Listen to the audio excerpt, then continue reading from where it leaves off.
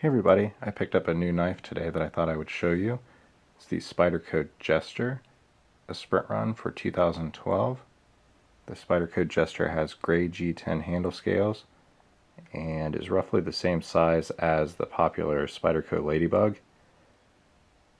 You can see the knife compared here to a standard Zippo, a US quarter, and a ruler. The knife closed is approximately 2.44 inches.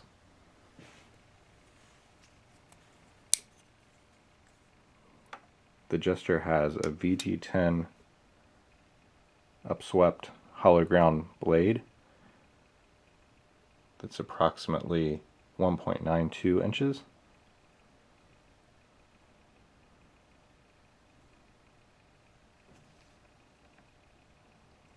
The Jester is made in Seki City, Japan, and will be limited to about 600 pieces. You can see that the Jester has a piped or lined lanyard hole, a lockback design. The handle ergonomics are pretty much identical to the Ladybug.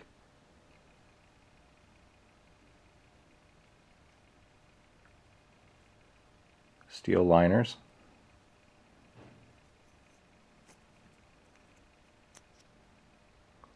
and screw construction.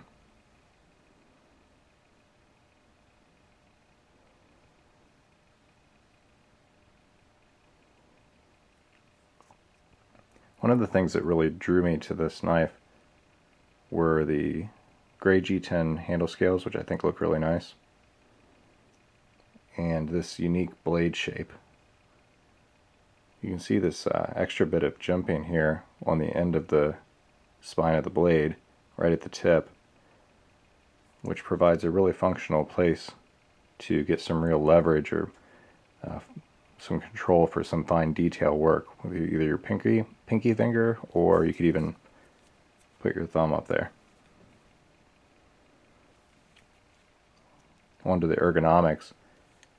You can see that it is a very small knife,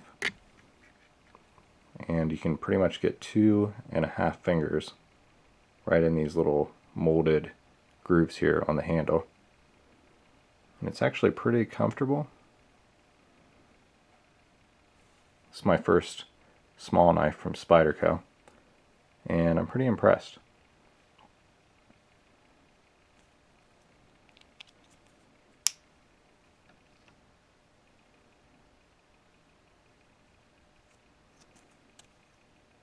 The fit and finish is pretty good. You don't really see any gaps. There is one minor machining mark with the lanyard hole.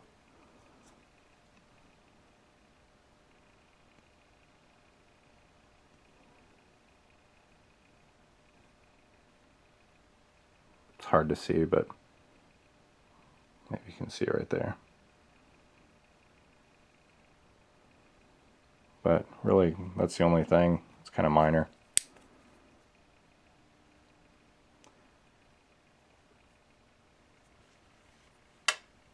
The only other knife that I have that's even a similar size would be the Cold Steel Mini Tough Light.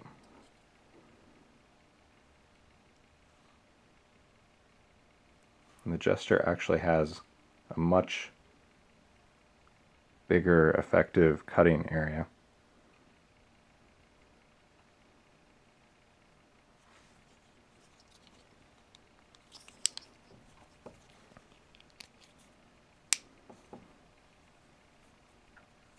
But the Cold Steel is much larger when it's closed.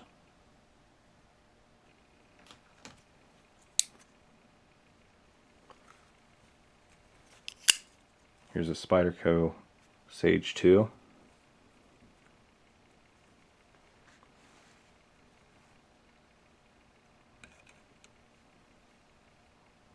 Much larger.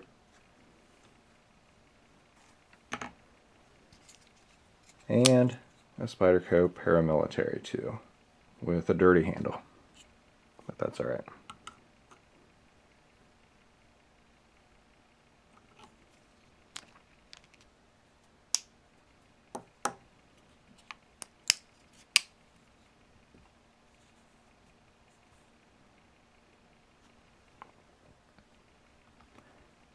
So I got this knife for a pretty good price. It was about $60, which I thought was reasonable.